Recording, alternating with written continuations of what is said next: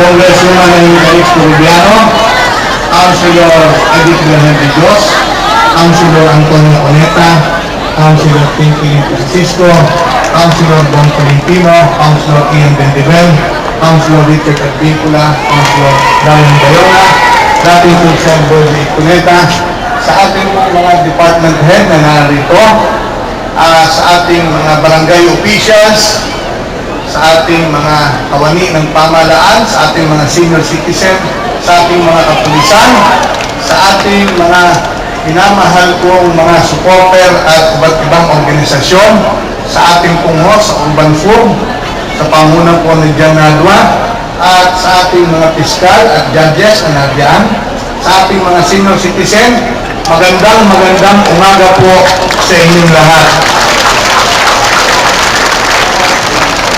Alam po ninyo, hindi ko malaman kung saan po ako mag-uumpisa. Meron na naman, umunahan na naman ng ating mga katunggali dito sa ating lungsod, yung pumusgado. Lumabas po sa iba't ibang pahayagan, sa mga telebisyon. Mayor Tony Calixto ay sususpindihin sa darating na araw. Alam mo, mga kababayan, sinabi ko po sa atin at naisip,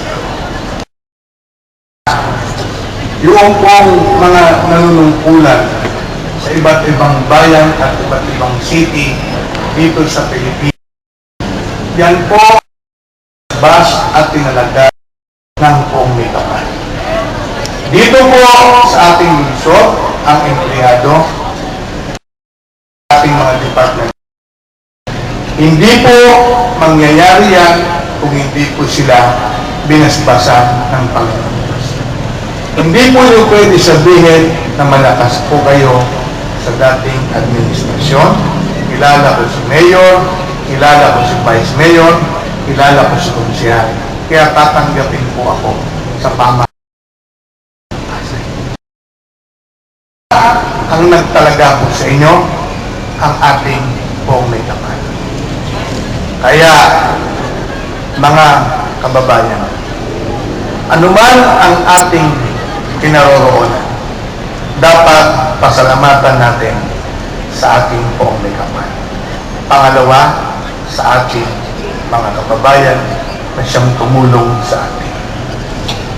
Kaya huwag po ninyong hahamakin ang mga nanunungkulan at ang mga nagtatrabaho sa iba't ibang pamahalaan sa kapulungan ng Pilipinas. Hindi po pwedeng hamakin ang mga taong yan. At hindi rin po pwedeng tanggalin ng kahit sinong mamayan ng ating lungsod ng Pasay.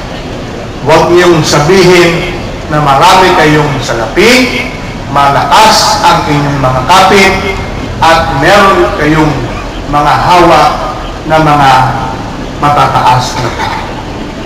Kung hindi po yan papayagan ng buong may kapal, ay magaganap kahit kailanman. Kaya sa buong may kapal, na kami pong mga naritong nanunungkulan sa inyo, magmula sa inyong Congresswoman, Mayor, Vice Mayor, mga konsehal, barangay officials, mga tagawag sa ating lungsod, at mga nagtatrabaho sa pamahalaan ng lungsod ng Pasay, ay hindi po tayo pinababayaan ng buong. Kaya nais ko pong sabihin sa inyo sa umagang ito na wala pong makakapagtanggal kay Mayor Tony Calixto sapagkat ang naglagay po dito sa akin